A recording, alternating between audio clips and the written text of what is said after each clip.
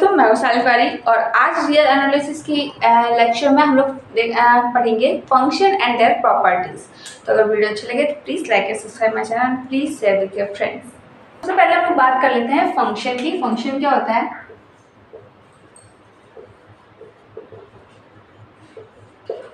ठीक है, हम कोई दो सबसेट ले लेते हैं आर के। रियल एनालिसिस में बात हो रही है, आर के सबसेट लेंगे। ठीक है, तो a function f from a to v denoted by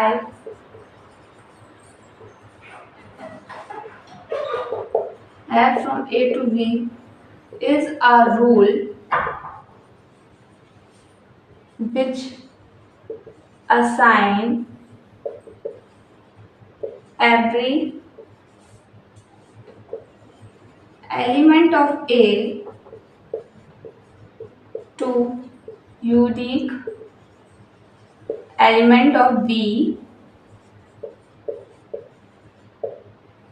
ये होती है डेफिनेशन ऑफ फंक्शन। एक फंक्शन क्या होता है? एक रूल होता है which assigns every element of A to unique element of B. Clear? और यहाँ पर जो ए और बी होते हैं, ए यहाँ पर क्या होता है? Domain of f and b is codomain of f. Clear? जो ए होता है वो डोमेन होता है, बी होता है कोडोमेन होता है। जो एफ ए होता है वो होता है रेंज। ठीक है, रेंज क्या होती है? वो होती है एफ ए। इसको अगर हम लोग देखें तो f A is equal to लिख सकते हैं f x belongs to V such that x belongs to A. ये होती है range of f. Clear? Function, codomain, domain and range clear हुई। अब हम बात कर रहे थे equality of two functions. Equality of two functions क्या होगी? Let f1 and f2 be two functions। f1 f2 functions ऐसे लिख लो, two functions f1 f2 are said to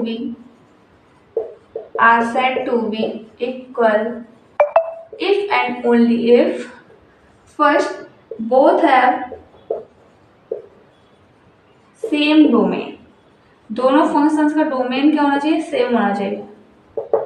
and second condition क्या होनी चाहिए कि f1x इज इक्वल टू होना चाहिए f2x for all x belongs to d।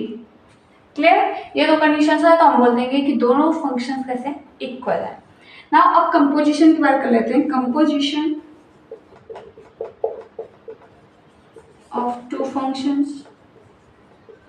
ठीक, composition के लिए क्या करें? लेट हमने f का फंक्शन ले लिया जिसका डोमेन x है एंड कोडोमेन y है, एंड अनदर फंक्शन है g जिसका डोमेन y है एंड कोडोमेन क्या है? z है। ठीक, function from f from x to y and g from y to z, two functions हैं। तो इसमें क्या हुआ? Such that f(x) is equal to y and gy is equal to z। ये x कहाँ से बिलोंग करेगा? कैपिटल x में। y बिलोंग कहाँ करेगा? कैपिटल y में। यहाँ y किस में बिलोंग करेगा? कैपिटल y में। और z किस में बिलोंग करेगा? कैपिटल z में। क्लियर? तो ये तो अंडरस्टूड है, लिखने की जरूरत है नहीं।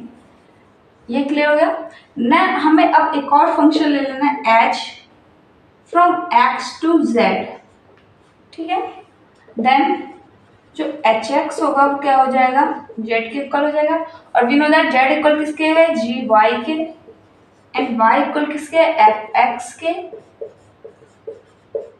This is the composition.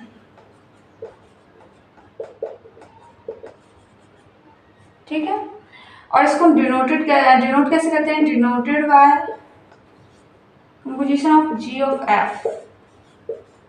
ठीक, डिनोटेड बाय कैसे? g of f। इसको हम इस तरह से डिनोट करते हैं। ठीक है, ये हो गया टू फंक्शंस का कंपोजिशन। क्लियर? अब हम कुछ वेल नोन फंक्शंस के बारे में डिस्कस करेंगे, जैसे कि आइडेंटिटी फंक्शन, कांस्टेंट फंक्शंस। ठीक है, उनका ग्राफ देखेंगे। हाँ, तो बात करें आइडेंटिटी फंक्शन की। The function defined by f(x) is equal to x for all x belongs to R is called the identity function। ठीक है।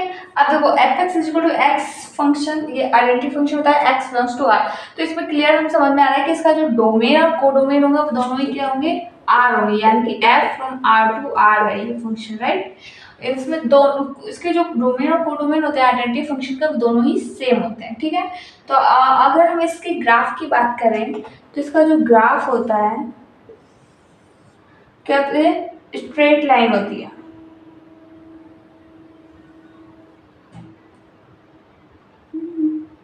Straight line passing through the origin, ठीक है।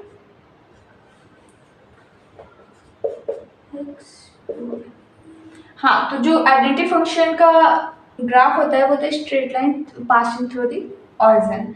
अब देखो अगर हम इसमें बात करें इसकी रेंज की, तो देखो इसका डोमेन जो है, डोमेन क्या है, आर है, कोडोमेन क्या है, वो भी आर है। अब बात करें हम इसके रेंज की, तो रेंज क्या होगी, देखो अगर हम y x के पैरेलल लाइन खींचें तो हमें देखना है कि कहाँ कहाँ पर हमें वैल्यू मिल रही है। तो देखो हमें हर पॉइंट पे वैल्यू मिल रही है, राइट। तो यानी कि इसकी जो रेंज होगी वो क्या होगी, r होगी, ठीक है। इतना क्लियर हो गया। अब हम बात करें कि ये बाउंडेड होगा या नहीं होगा। तो देखो कोई भी फंक्शन बाउंडेड कब होता है, जब उसकी रेंज बाउंडेड होती है। तो यहाँ रेंज r है जो कि अनबाउंडेड है, दैट्स वाई ये फंक्शन कैसा हो जाएगा, अनबाउंडेड हो जाएगा, क्लियर। अब बात करें हम ये मोनोटोनिक इंक्रीज कर रहे हैं डिक्रीज कर रहा है, तो देखो ये क्लियरली हम लोग देख रहे हैं कि ये फंक्शन कैसा कर रहा है, इंक्रीज कर रहा है। तो ये कैसा है, मोनोटोनिकली इंक्रीजिंग है, इंक्रीजिंग, क्लियर। अब बात किसकी करें हम लोग कि ये फंक्शन 1 1 ऑन 2 है या नहीं है, ठीक है। तो 1 1 ऑन 2 के लिए क्या है, 1 1 की डेफिनेशन क्या होती है, 1 1 की डेफिनेशन क्या होती है कि if x1 is equal to x2 implies fx1 is equal to fx2, और if x1 not equal to x2 implies fx1 not equal to fx2। मतलब कि कोई भी टू एलिमेंट्स की इमेज सेम नहीं होगी, अगर वो सेम नहीं है तो, और उनकी मतलब यूनिक लिमिट यूनिक इमेज आती है। तो अगर हम यहाँ पर 2 पॉइंट लें, कोई पॉइंट हमने यहाँ पे ए ले लिया, ये बी ले लिया, तो इनकी इमेज देखो यहाँ एफ ए आएगी, यहाँ एफ बी आएगी। तो इनकी इमेज 2 पॉइंट लिए तो इनकी इमेज सेम कभी नहीं आएगी, है ना, कभी नहीं आएगी। तो दैट्स वाई ये कैसा हो गया, 1 1 फंक्शन हो गया, क्लियर। तो ये 1 1 फंक्शन है। अब ऑनटू की बात करें तो ऑनटू फंक्शन के लिए सिंपल होता है कि अगर रेंज, इसकी रेंज कोडोमेन के इक्वल हो जाए तो वो फंक्शन कैसा हो, ऑनटू होता है। इसमें कोडोमेन भी आर है, रेंज भी आर है, बोथ इक्वल है, दैट्स व्हाई ये 1 1 ऑनटू है। फंक्शन इज 1 1 ऑनटू, क्लियर हो गया आइडेंटिटी फंक्शन। हाँ, तो ये कांस्टेंट फंक्शन है। तो देखो कांस्टेंट है यानी उसकी वैल्यू क्या होगी, इस तरह से होगा, ग्राफ ऑफ कांस्टेंट फंक्शन इस तरह से होगा। अब देखो तो इसमें जो माइनस इन्फिनिटी से प्लस इन्फिनिटी जा रहा है, तो इसका ये डोमेन भी आर होगा, कोडोमेन भी आर होगा, और इसकी रेंज जो होगी वो निकालनी है। डोमेन और कोडोमेन तो हमें क्लियर है कि आर आर है। रेंज क्या होगी इसकी, तो रेंज हमें पता है कि कांस्टेंट फंक्शन है, इसलिए उसकी रेंज में क्या आएगा, सिर्फ सी आएगा, क्लियर। तो जब रेंज सी है अकेला, तो रेंज कैसा है, फाइनाइट है, बाउंडेड है, देन हम बोल सकते हैं ये फंक्शन कैसा होता है, बाउंडेड होता है।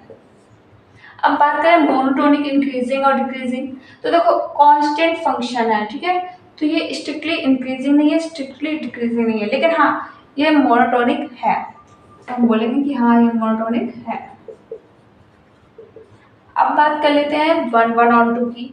तो देखो 1 1 में मैंने भी बताया आपको कि 2 पॉइंट्स की जो इमेज मिलेगी हमें डिफरेंट मिलेगी, इक्वल नहीं होगी अगर वो पॉइंट इक्वल नहीं है।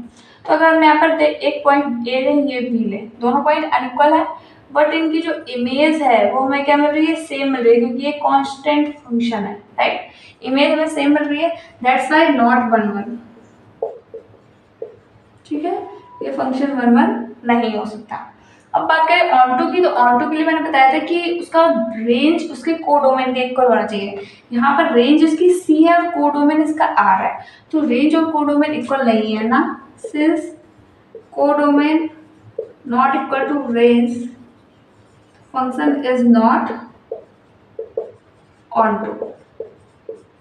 क्लियर हो गया, ये फंक्शन बाउंडेड है, मोनोटोनिक है, but not 1 not onto. Clear? Thanks for watching my video. Video अच्छा लगे तो please like and subscribe my channel and please share with your friends.